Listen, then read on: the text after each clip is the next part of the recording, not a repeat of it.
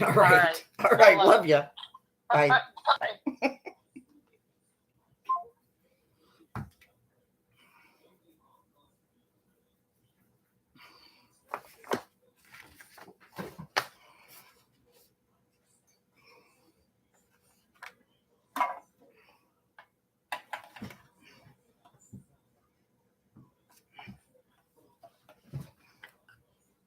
Lex, are you gonna go with me tomorrow? I made a note for us to go to the vet because till we can pick up Tinker's paw print because I kept forgetting to get that. Then we got to mail this stuff at the post office. Got to call your doctor for your refill. I just made a little list of what we had to do.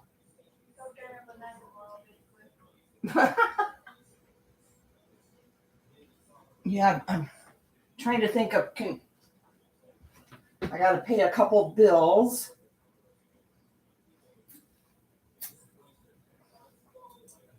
I don't know. Can you think of anything else, Lex? No. Nothing else? No.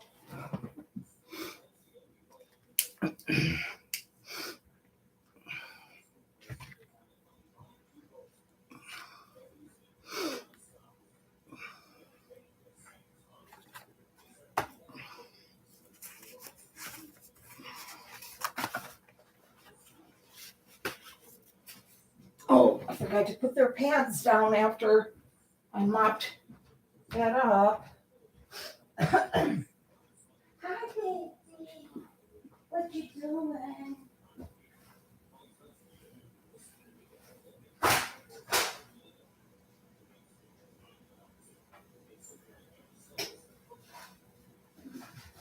Hey, hey, hey.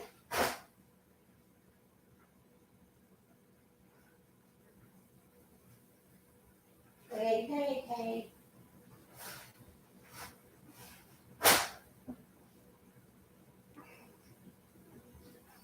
Oh, I have to get my hair cut tomorrow. I forgot to put that on the list. My appointment's at 5:00.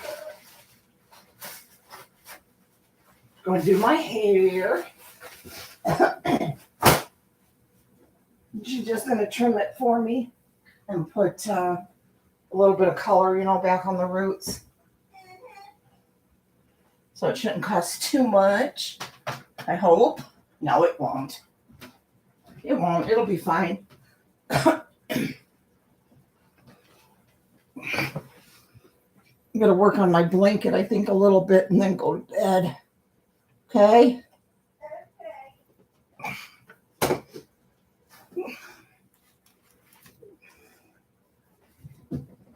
Darn it. What are you doing?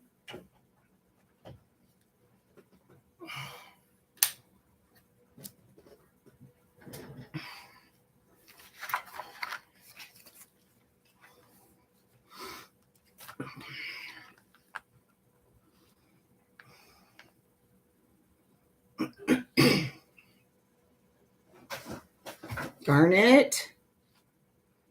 Calm down, baby. Calm down. Calm down, little one.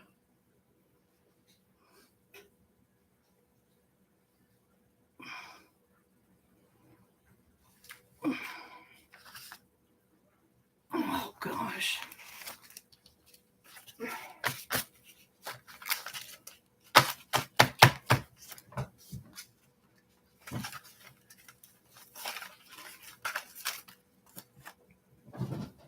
Darn it. Calm down.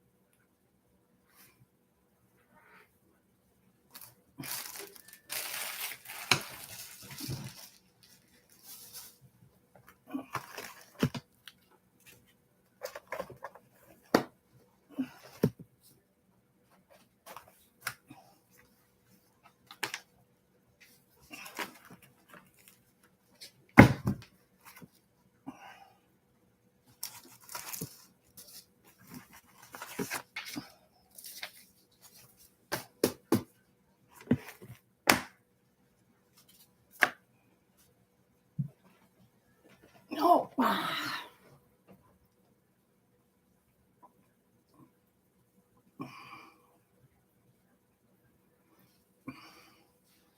Carolyn's still alive.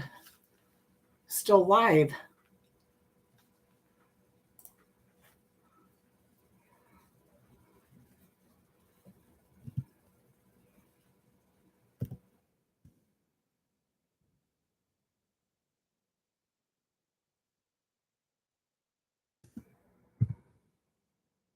Still live. Still live, Carolyn.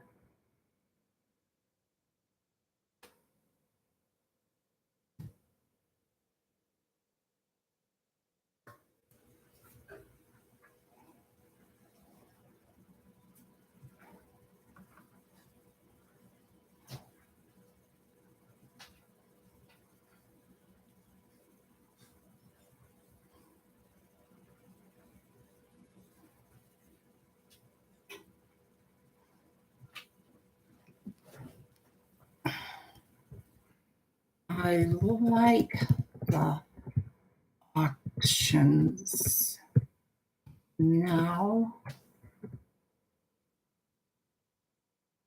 Mark E.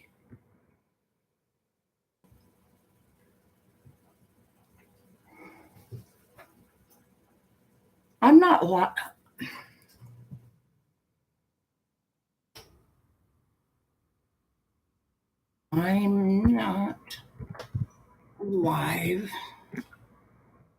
Moo.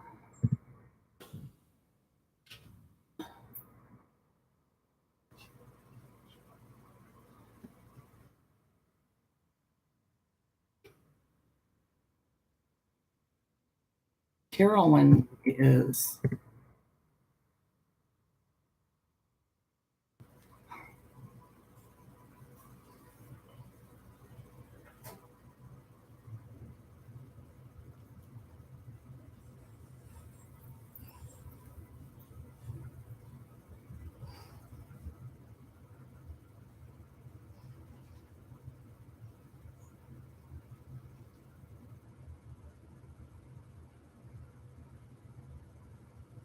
Hi, little Miss STFU.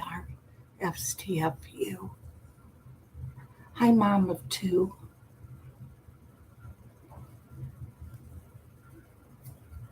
Can anybody see Carolyn? I can't see her. I don't see her. Carolyn, where are you?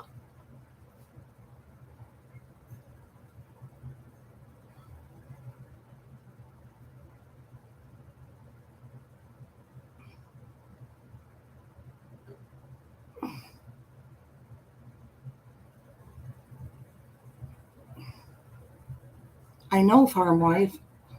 I know. But I'm looking for her on the screen. I don't see her.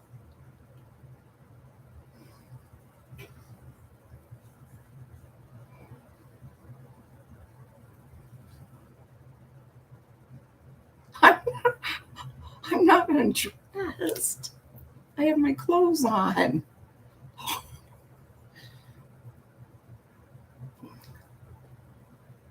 I know you guys are trying to trick me. Hi, farm wife. I know you're tricking me. This is Carolyn's channel. It's not mine.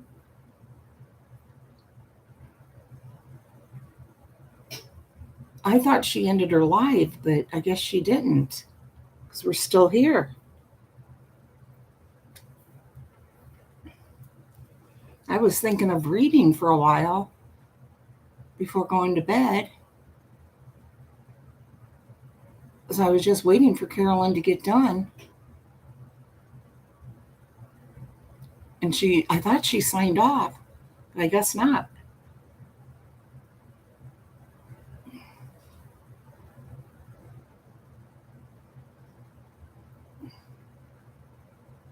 Right?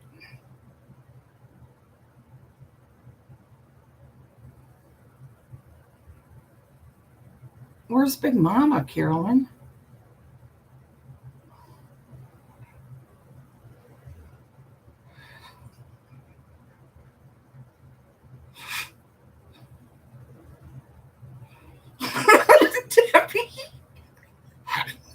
No.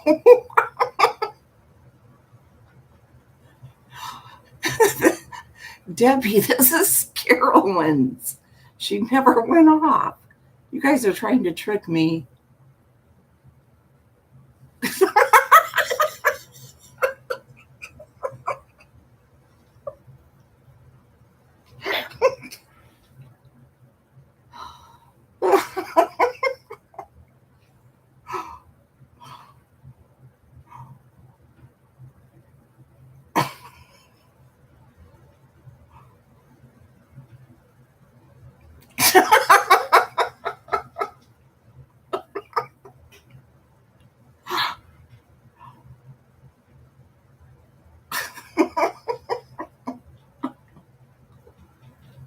Oh my goodness.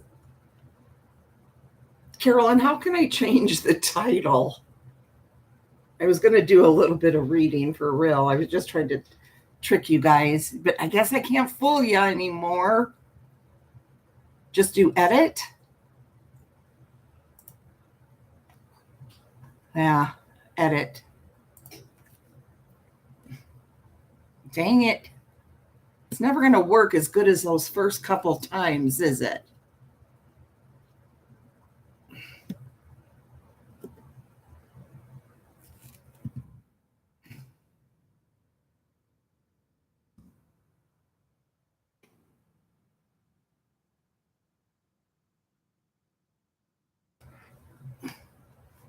Never going to work.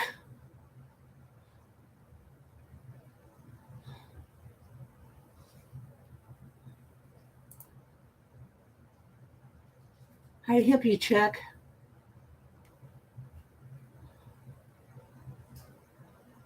Hi, Kevin.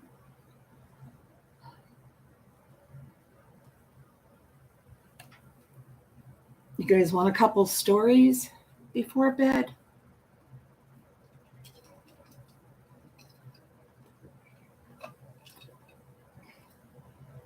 Big Mama, where are you? Who lost the channel? Or wait, is that food beauty or something like that? Foodie beauty? Really? I thought you said something like that.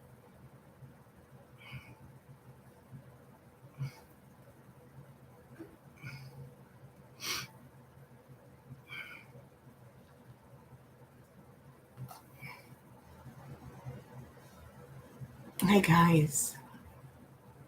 Couple of stories? You're welcome, Debbie D. Thanks for coming. I didn't know anybody would come. Hi, Haley Ryan. Big Mama. Are you still here?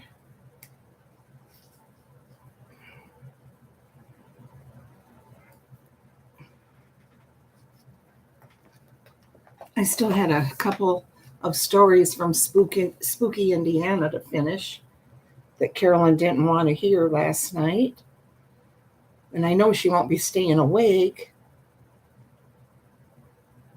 I bet she's already sleeping. We're pretty near darn close to it.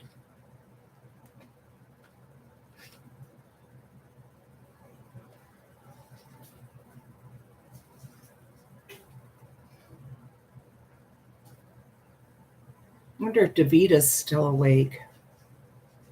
And I doubt it. It's 3 a.m. there. Going on 3.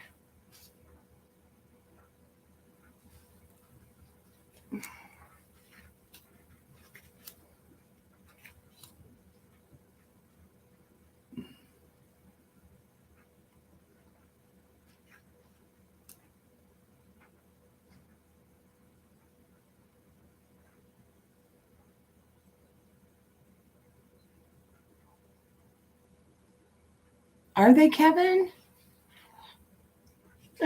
Knock on wood. I don't want to jinx it. Because remember, they go up and then they go down, down, down. But thank you, Kevin.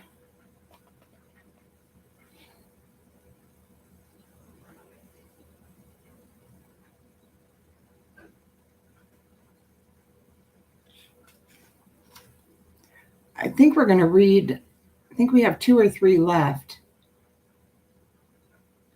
I don't think I read this one. Yeah, Debbie D. I got over that, remember? Well, I don't know if you remember, maybe you didn't know.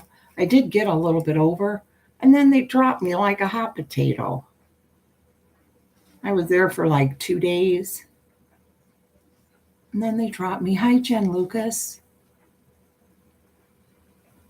But I'm glad anyway, you know. I wouldn't have any of these subscribers, any of you lovely people, if it wasn't for Carolyn. She lets me borrow, you guys. Oh, crap.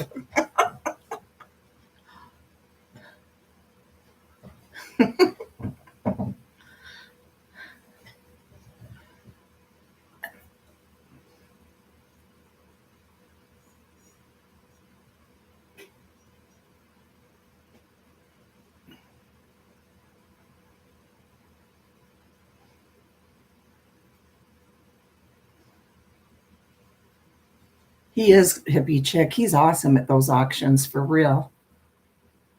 He really is.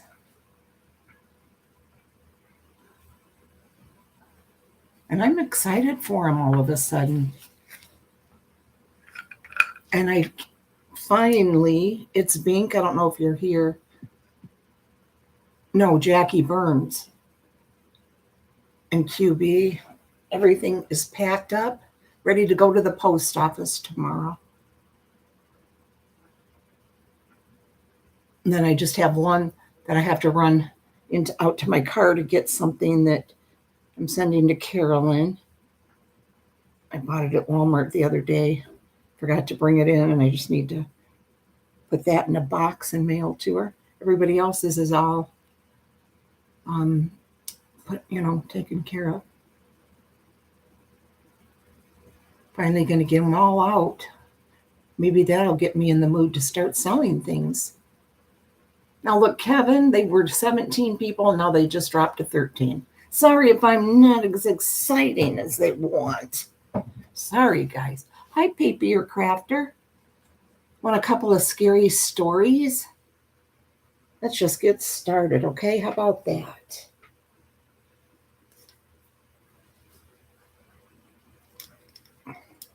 Carolyn, don't listen. I don't know if this is going to be scary or not. Okay. Let me get something to put my book on.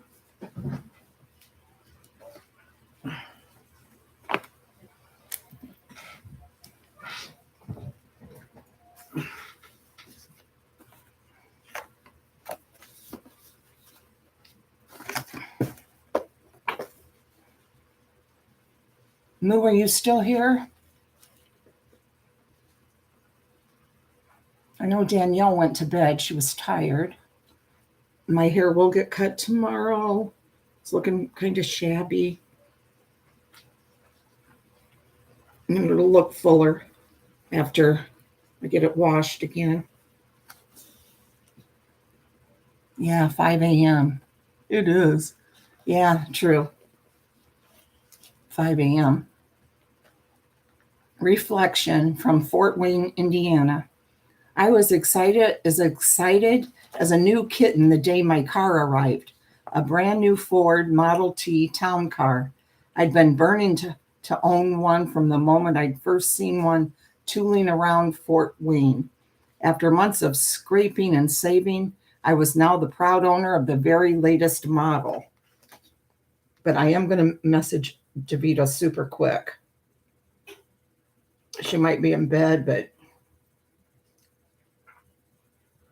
you never know. She might not be. 6 a.m. where you're at. 5 a.m. here. Okay, Lisa. I hope you're feeling better. Things will work out, Lisa, okay? Remember, you have a lot of people that care for you. Don't be afraid to ask your family, Lisa, for help. You have your dad, your cousin, I know they all love you. I'm sure they do and care about you. Don't be afraid. Don't be afraid to ask them for help. I'm sure that they expect that probably, Lisa, because they know that you're having a hard time. Your health isn't very good. And they probably, expect that. My youngest daughter, I still have to help her. I don't have to, but I do. And my grandkids, some of them, like little Apple.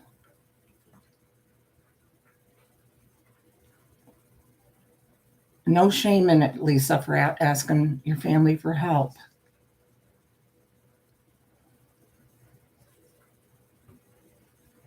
And Rebecca's going to help you. She's going to give you a bunch of numbers. She has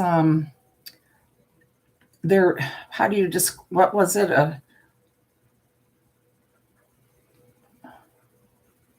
Shouldn't I help? Yeah. Right. So Lisa, maybe those numbers and stuff that Rebecca's given you, maybe some of those would help. There's always places out there that will help.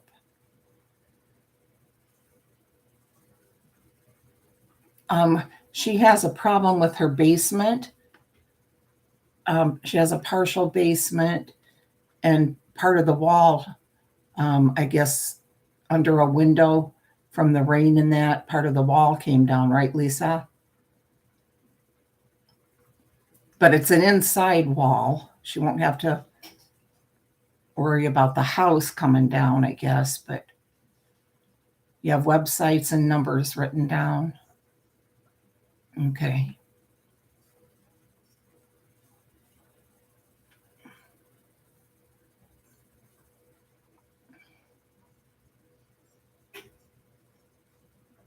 Yeah, we all help, everybody helps,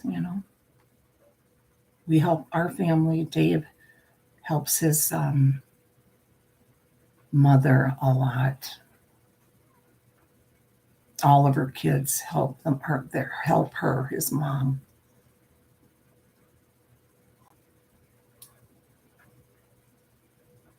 I'm whispering like if she was watching, she wouldn't hear, but she doesn't even know I have this channel. None of his family watch. I know, Lisa.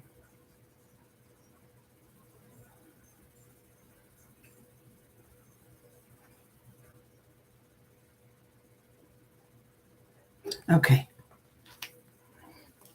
Just remember, we all love you, Lisa. And everything will work out, I promise. It always does.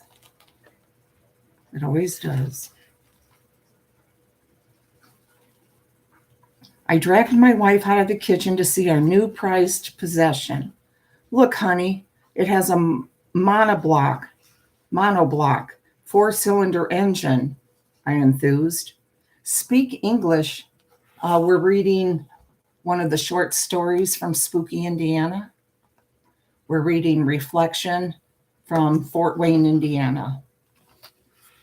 This guy just bought a new Ford Model T town car, I guess his dream car. The very latest model, so it has to be back in the day. Speak English, Fred, my wife said with a smile. And it has a 2-speed and a reverse epicyclical transmission, I continued, running my hand over the sleek surface of the car. I've heard it can reach 50 miles per hour. Just imagine. Don't imagine it, my wife said briskly. Show me. I laughed, helped her into the car, and we took off over the rutted roads and wide open fields around town. Oh, it was fun. We honked the horn and waved at everyone we met. We were the envy of the town. I cleared out a section of the barn for my new car and parked it next to our carriage. The horses, I wish Alicia was here. She loves it when horses are in the story. The horses peered over their stall doors and stared into perplexity at the sleek new machine. I laughed and scratched my mare, Chelsea, on the nose. Don't worry, girl. You aren't out of a job, I told her. She nuzzled my arm, hoping for a treat. I reached into my pocket and gave her a sugar cube. Then I went into the house to regale my patient wife with all the wonders of my new purchase. I wasn't nearly so keen about the Model T a few evenings later when it stopped abruptly on top of a small hill on my way home from the Grand Duchess after a Fort Wayne Railroaders minor league baseball game. The engine was smoking. Shorty, yes. The engine was smoking. So I figured I had overheated it in my haste to get home in time for dinner. So much for the most reliable machine in the world, I muttered, quoting an old Ford advertising slogan as I got out and opened the hood. Smoke billowed around me. I coughed and wheezed until the breeze cleared away the smoke so I could see inside. Everything was shipshape. The car was just too hot. I sighed. I would have to wait until it cooled down. I was in a wooded section of the road, and it was getting dark under the trees. I could feel a nip in the air that told me late summer was giving way to fall. I leaned against the side of the car and looked around me. I'd passed this way only a few times and never really looked at this place. Over to one side of the road, I saw a brick chimney towering over crumbled, blackened walls covered with ivy and brambles. Apparently, someone had lived there once. The sight of the house made me uneasy. I'd heard stories about a burned down house on a hill near Fort Wayne. Now, what was it I'd heard?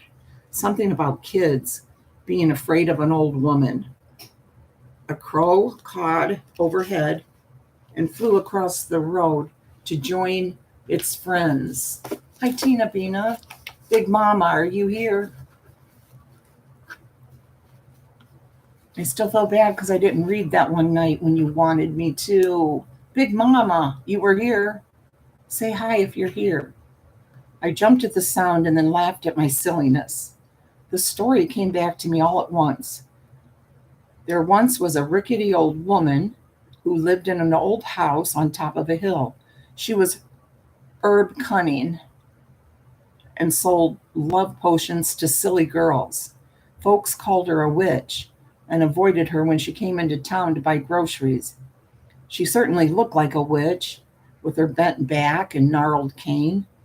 She cackled when she laughed, and she always smelled of herbs and spices. She even kept a black cat that the children in town said was her familiar. A few years back, the cows in the neighborhood went dry far earlier than they should have, and a frost killed many of the crops.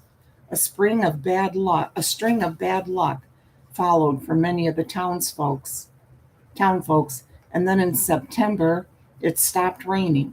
By late October, people were blaming everything from the drought to their misfortunes on the old woman. Thank you, Debbie. My farm has been hexed, one of the farmers said at the dry goods store. I saw the witch standing on top of the hill and flapping a red wool blanket in the direction of my farm. The very next day, my pig dropped dead. The witch spat into my front garden, and all my roses died overnight, a woman said from the counter where the sales girl was measuring out fabric for a dress. My Sarah Jane, she was ill for a week with a high fever after she stopped to pet the witch's black cat, said a tall woman in widow's black. I thought she would not survive. It's time we did something about that witch. Everyone in the shop agreed, but the sheriff, who'd been listening silently from his seat by the wood stove, cautioned folks at this juncture, saying they shouldn't take the law into their own hands. That calmed folks down a mite, but rumors still raced through town, and they got wilder and stranger as the days passed and no rain fell. Things came to a head the night of the autumn dance. A bunch of hot-headed youngsters who'd had too much to drink marched up to the witch's house bearing flaming torches. The old woman screamed at them from an upper window, but her yells only made them angrier. They torched the house with the old woman in it, and as it burned to the ground, storm clouds rolled in and a heavy rainfall broke the drought.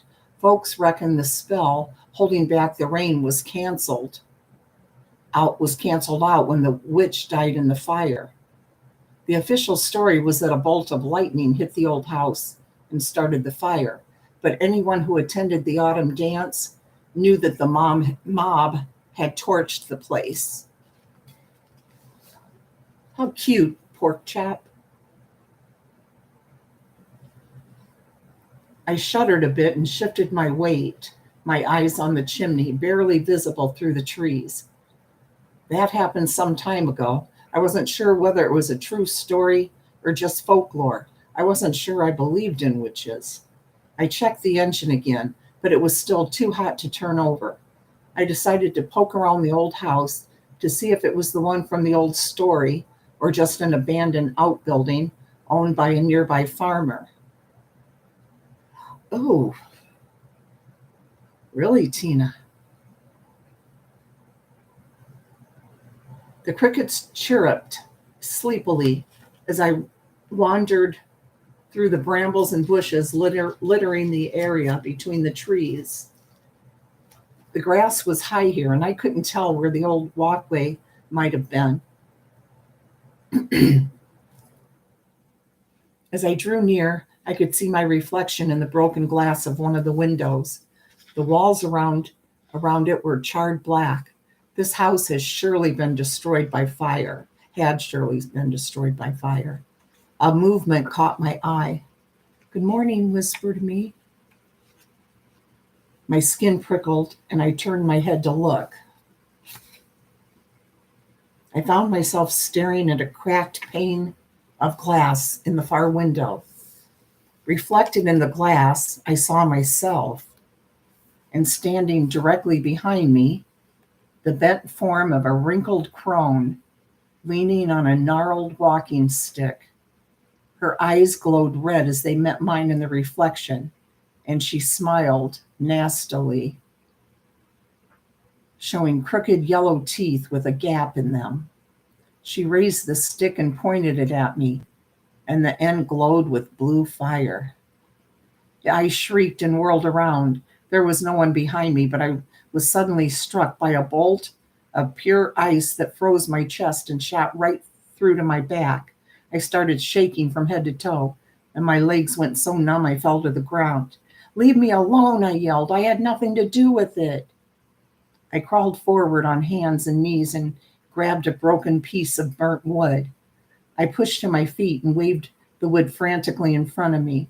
My second wild swing connected with a thunk against the air, as if I'd hit something invisible standing in front of me. I screamed in terror, darted around the invisible something, and ran for my car. A second bolt of ice hit my left side, turning my leg to pins and needles. I fell against the passenger door of the Model T and managed to get it open with trembling hands. I limped into the car, crawled to the driver's side, and released the brake. The overheated car slowly started rolling down the hill. I felt an invisible, icy bolt whiz past the back of my head as the car picked up speed. "I'm leaving," I shouted over my shoulder. Suddenly, the car shuddered, and the smell of smoke surrounding the engine was replaced with the metallic tang of ice. The car kept rolling, and I didn't hit the brake until I was back on level ground, the wooded hillside far behind me. I staggered out of the car, my legs all pins and needles, and checked the engine. It was covered with ice. Gingerly, I brushed off the ice and started turning the hand crank. The engine started immediately. Sighing with relief, I drove back to my house, swearing I would take the long way home from minor league ball games from now on. I was never going near that hill again. The night shift. This one's from Indianapolis. Let me get a drink here. That's amazing that your friend survived that, Tina.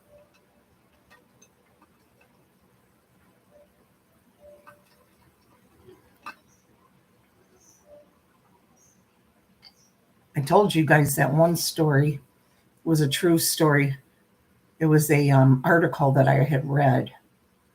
Or did I see it on a TV show maybe? But it was a true story. The father was warning about electricity, hot wires that were down. He said that his son, I believe his son was 12, and he was with a few other friends, and they went to play in the woods, and his son touched this hot wire and, of course, was electrocuted. How they got him off of it, I don't know, but anyway, the father was told and went running there to the field, and he said his son was laying there on the ground, and his son was so scared, and he kept asking his dad, am I going to die? Am I going to die? You know, and he told, I believe he told his son, no, you know, you're going to be fine. You're going to be fine. But I think he said the son died before the ambulance could even get there. I've just never forgotten that, though. It sounds so terrible, you know, because they said when you get jolts of electricity like that, you may look okay on the outside, but your inside is actually cooking. It's it cooked all your organs.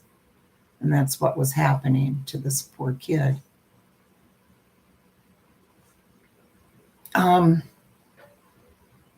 Well, they all are supposed to come from something true, Debbie.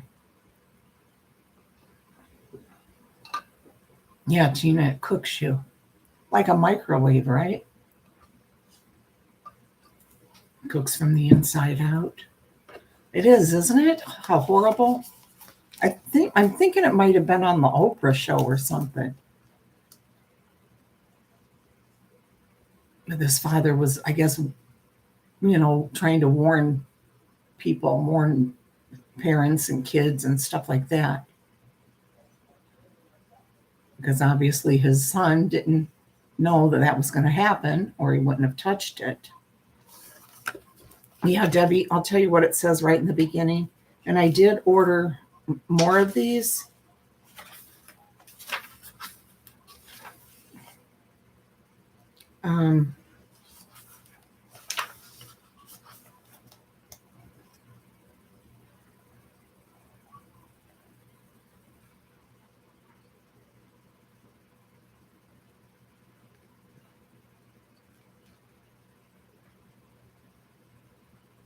Yeah, it's just some incidents have really occurred, okay? And then people have seen ghosts, you know, and things like that around these things that have actually happened. So, folklore from true happenings and hauntings. Yes, Diffie Green is true from this book. That's right. And the train wreck, the things about happening in the steel mills.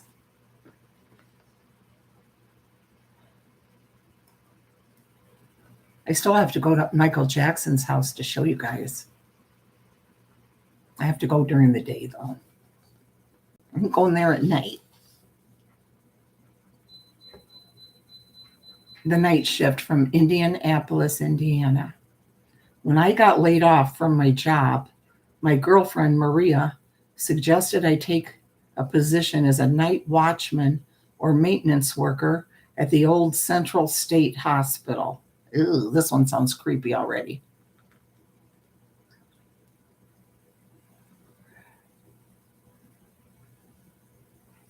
Ooh. Yeah, the Black Widow, Belle Gunness. That's a true one. Tina Bina. Ooh.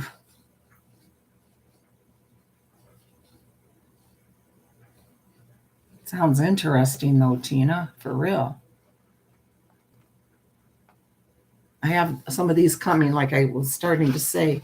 I have them ordered off Amazon, and they're going to be here. Like, I think the 14th is supposed to be the first one, so it'll be a while. But I ordered Spooky California, Spooky Florida, Spooky Michigan, and Spooky New Jersey.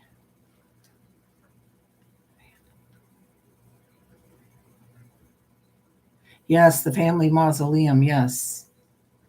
Because that's not far from you, right, Mom of Two? You said it, I believe you said it wasn't far from your house. Oh, really, Tina?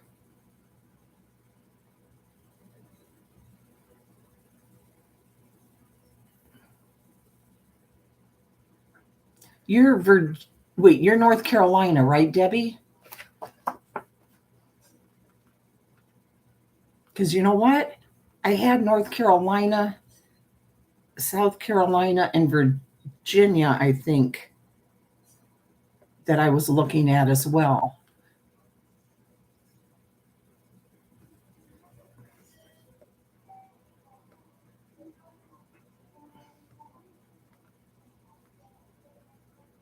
Where are you from, Debbie? North Carolina, right?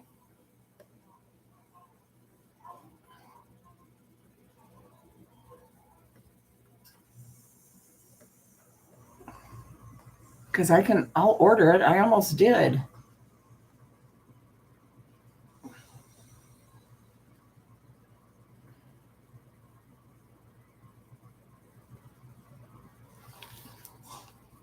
Because there's quite a list of them. If you want, you know.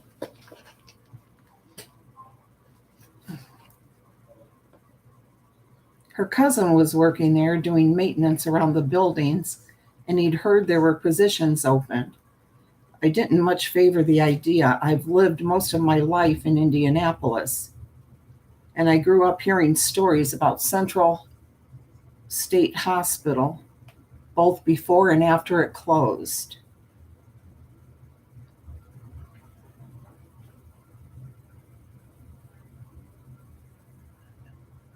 Yeah, I'll try to find, I can do that.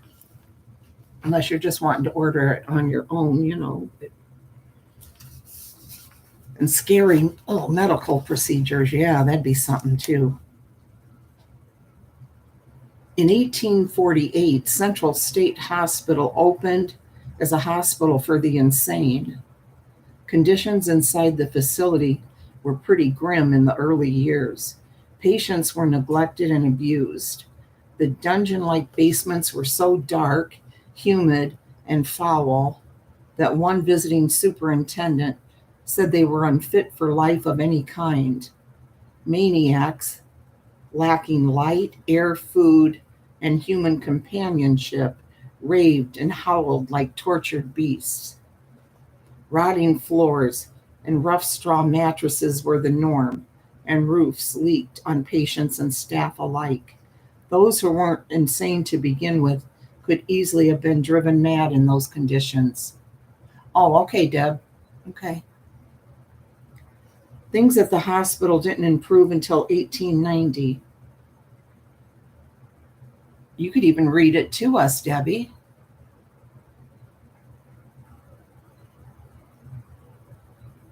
Could do it, you could do it on start your own channel, or you could come here and read it. Would it be kind of fun, have people come up with different stories and read?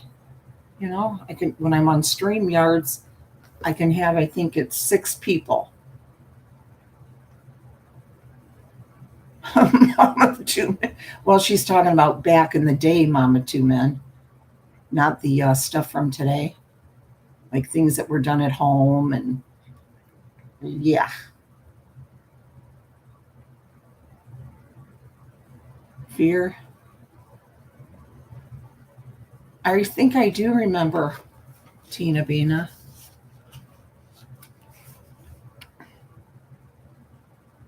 Things at the hospital didn't improve until 1890, when the state appointed a special committee to investigate conditions there, which resulted in sweeping reforms. Even then, it remained under a cloud. Rumors still abounded regarding neglect, use of restraints, and patient maltreatment, although many of the staff did their best to help patients despite conditions such as overcrowding, poor funding, and poor training. Hello, lovely Janae Ann. By 1970, most of the hospital's Victorian era buildings had been declared unsound and were demolished and replaced by brick dormitories. But the rumors continued until the hospital was shut in 1994. I've heard strange stories about that place, I told my girlfriend. People say it's haunted by ghosts of former patients. Hogwash. I don't believe in ghosts, she said crisply. My cousin hasn't had any troubles. Your cousin wouldn't know a ghost if it came up and introduced itself to him, I replied just as crisply. Still, I needed a job, and I didn't think a career in the fast food industry would suit someone of my temperament. So I went for an interview and was hired immediately as a general handyman. I started off on the day shift, which wasn't too bad.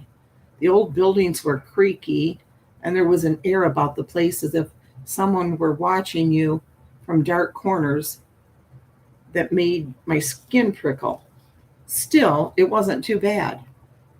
I'd always liked working with my hands, so doing odd jobs suited me very well.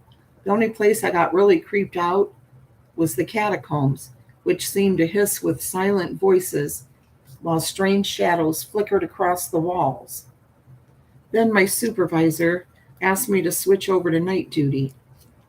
I didn't like the notion at all. All along, I'd made sure I was done with my work and hurrying from the wrought iron fence surrounding the camp and hurrying through the wrought iron fence surrounding the campus before dark. I did not want to be at Central State Hospital at night, but my supervisor made it very clear that it was change my hours or lose my job. So I agreed to take the night shift.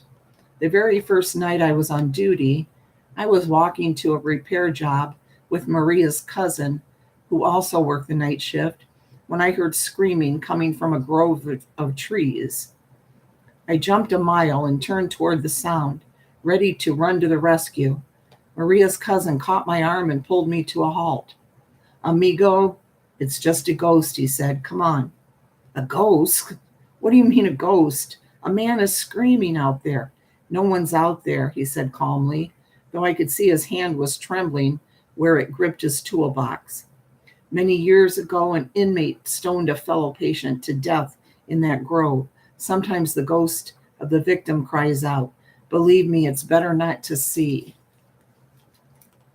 I felt guilty for walking away from the grove. I felt as if I might have been able to rescue the screaming man if I'd run into the woods, but how do you rescue a ghost?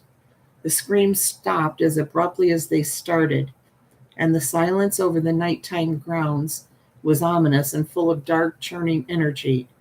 I was glad when we got to the building, but it was even worse there.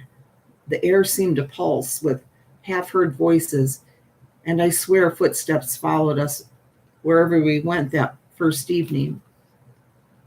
The night seemed to last forever, and I practically ran out the door as soon as I signed off of my shift. I thought about telling Maria about the ghost, now that I knew her cousin also believed in them, but my pragmatic girlfriend would probably laugh at me, or worse, call me a coward. I wasn't a coward. Of course not. And, I reasoned, Maria's cousin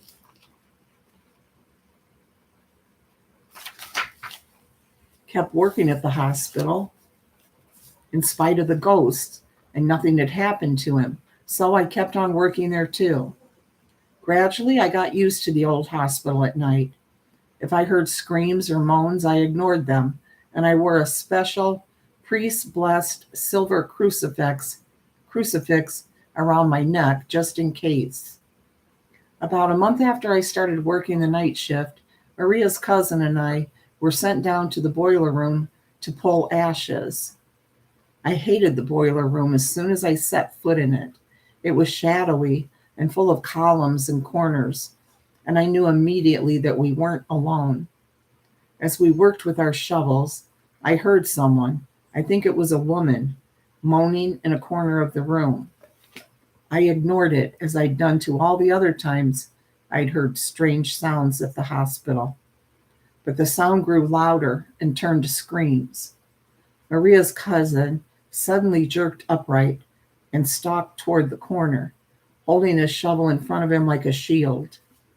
I followed reluctantly and shone my flashlight into the dark place where the light did not reach. No one was there.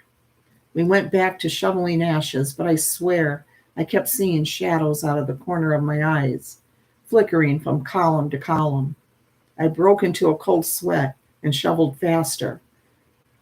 When we finished, Maria's cousin and I ran out of the room so fast that we hit the doorway in the same instant, and we were wedged together in the frame for a moment.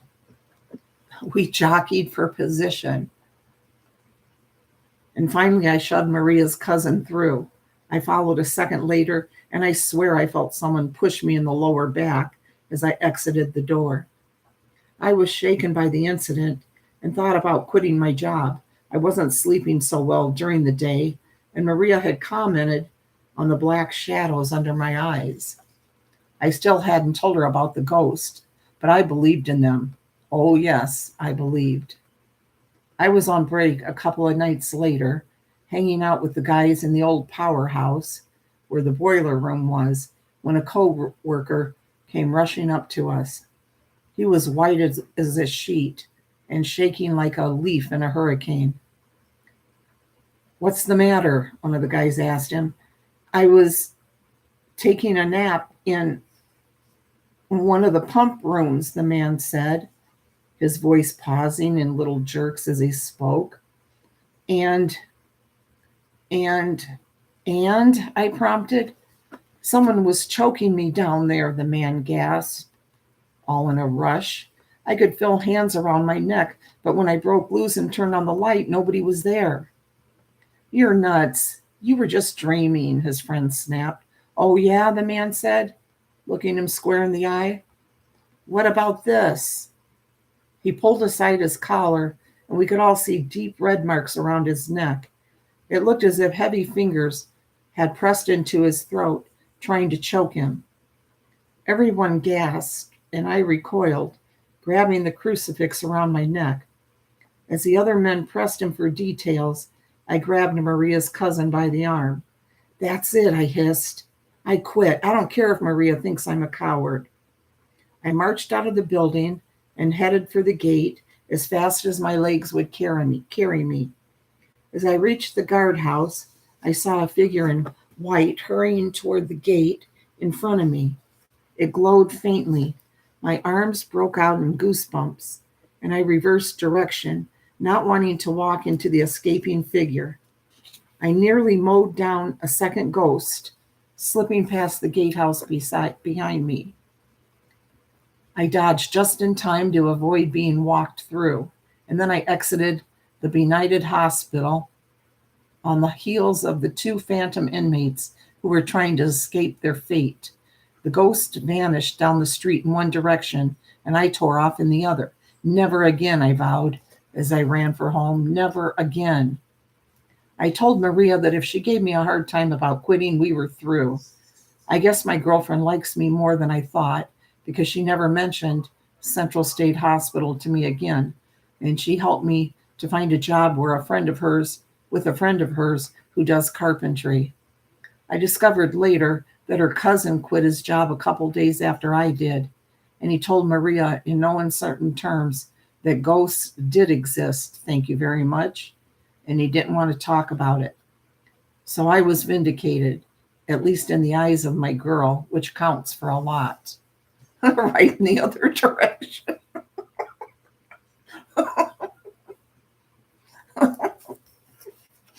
And I think there's only one left here. Yeah, we only got one more left. This one's Hatchet Man. It's kind of short, too. It is short.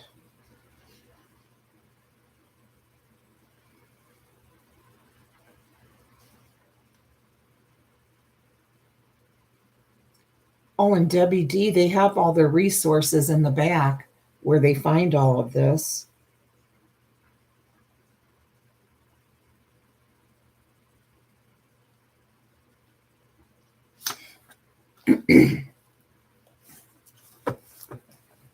Hatchet Man, Bloomington, Indiana.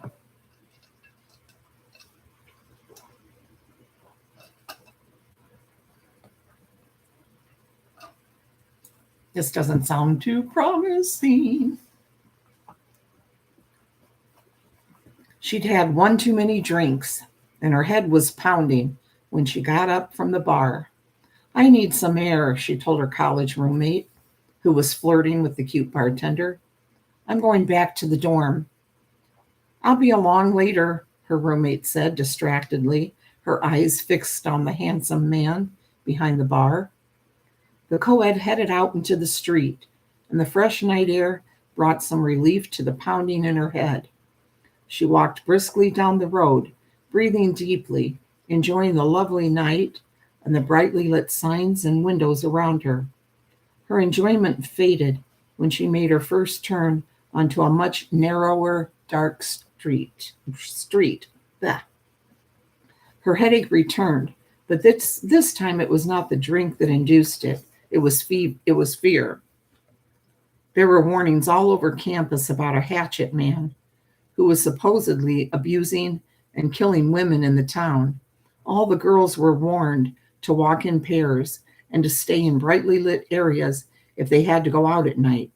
She and her roommate were staying in the dorm over Thanksgiving break, and they'd be bored staying inside every night.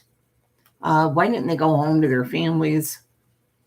Sure, at least one of them had a family they could go to or a friend. So they decided to go to the bar that evening, but they hadn't intended to stay so late or to walk home separately. The girl quickened her pace, aware of every dark shadow. Did she hear heavy breathing behind her?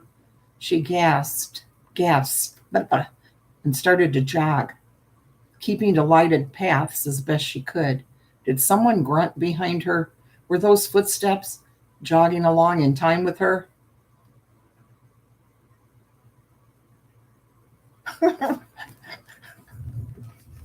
Right, Tina Pina? She broke into a run, heart pounding fiercely as she ran through the deserted campus and flung herself into the dorm. She pounded up 3 flights of stairs, down the hall and into her room, slamming the door and locking it behind her. It was only then, leaning against the door with her heart racing, that she started to feel foolish. There was no sound from the hallway, no footsteps, no heavy breathing, no hatchet breaking through the wood of the door. She'd been a fool. She staggered to the bathroom to wash up for the night, leaving the door locked behind her. She kept glancing in the mirror to make sure everything was secure. The scene in the mirror was normal. There was no sound in the empty dormitory. Everything was just fine, she told herself. Then she remembered that her roommate was still at the bar. She didn't want her roommate to walk home alone, but it would be foolish for the girl to walk alone back to the bar to meet her. Finally, she called security. Ugh. I think I know where this is going. No one answered the phone, so she left a message for the guard to watch out for her roommate. Then she called the bar and asked the manager if he would arrange for her roommate to be brought home in a taxi. The music in the background was loud, and she wasn't sure whether the manager had understood her request, but at least she'd tried. Candyman. She changed into her pajamas and curled up in bed with the reading lamp on, determined to wait up for her roommate. But the combination of heavy drinking and her earlier fright sent her into a deep sleep almost at once, and she didn't awaken until the sun came pouring in the window in the morning. She groaned when she opened her eyes. She had a hangover, and her current headache was worse than the one she'd had in the bar room the night before. She rolled over, trying not to be sick in the bed, and looked across the room at the bed on the other side, wondering if her roommate was still asleep. Her roommate wasn't there. Moreover, her bed was already made. In fact, it looked as if her bed had not been slept in at all. She rolled to her feet, heart pounding. Had her roommate come in and left again? She didn't see a note. Maybe her roommate had spent the night in the lobby? She'd done that once before when she was out partying until the wee hours of the morning, saying it was too much trouble to climb 3 flights of stairs. With troubling hands, the co-ed unlocked the door and wrenched it open, poised to race down to the lobby in search of her roommate. She was instantly overwhelmed by the unmistakable, faintly metallic scent of blood that smashed into her nostrils as the door swung open. That was her only warning before her shocked eyes saw blood splattered all over the far wall. She screamed in horror, and her eyes sank toward the floor, which was covered in gore. Her roommate lay at her feet, throat slit from end to end, and pieces of skin were dangling off her arms and legs in strips. Her blue eyes were blank and staring, her mouth twisted in a rictus of pain. Blood pooled under her dead body, and one hand was outstretched toward the door, nails splintered where they had scratched in vain at the wood, trying to summon help from her roommate before it was too late. The morning sun highlighted every inch of her torn skin and blood-stained dress, but across the center of the body lay a long black shadow. She looked up from her dead roommate in a daze, her gaze following the black shadow to its source. Embedded in the window frame near the entrance to the staircase was a blood-stained hatchet, outlined in the light of the rising sun. The hatchet man had claimed another victim.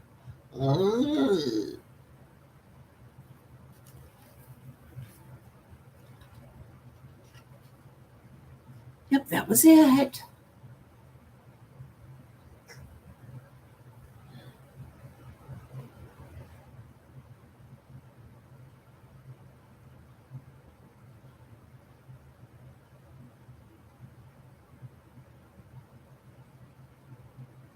Yeah, that's it. That's all she wrote for right now. So we'll have some scary ones coming soon. I hope you guys sleep well. Nice little stories to fall asleep by. It's almost 6 a.m. here. Guys, nice and relaxed. Hugs, Tina. Hugs, everybody.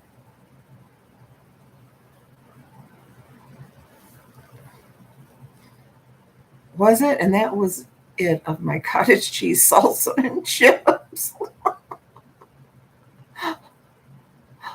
Oh, Davita said she's going to start reading as well.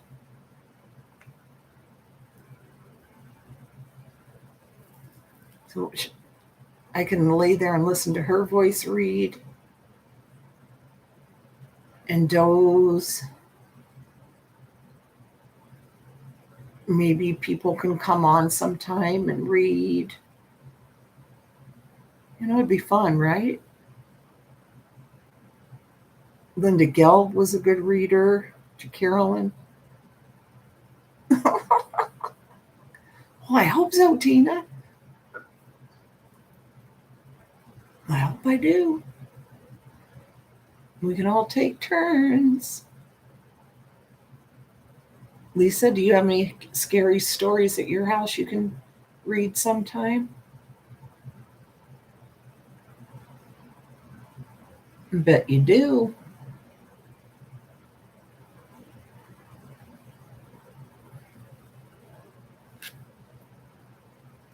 Hi, York Hill.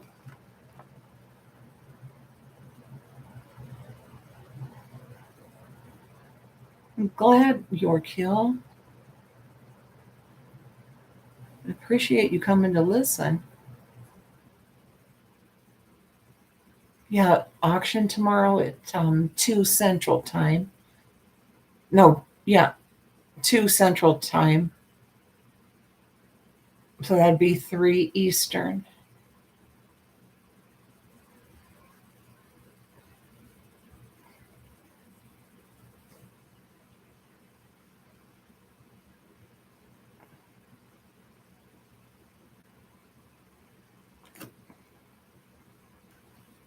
So look around for some scary stories, guys. Scary short stories, hauntings, whatever.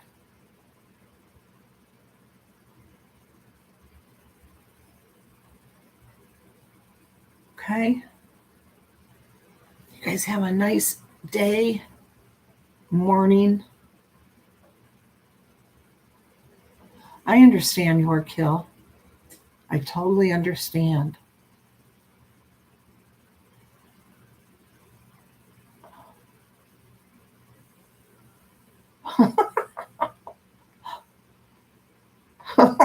Okay, Tina.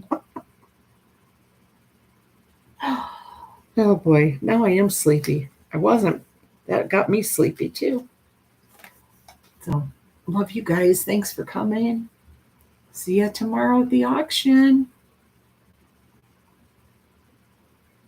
Right, Tina, right. Yes.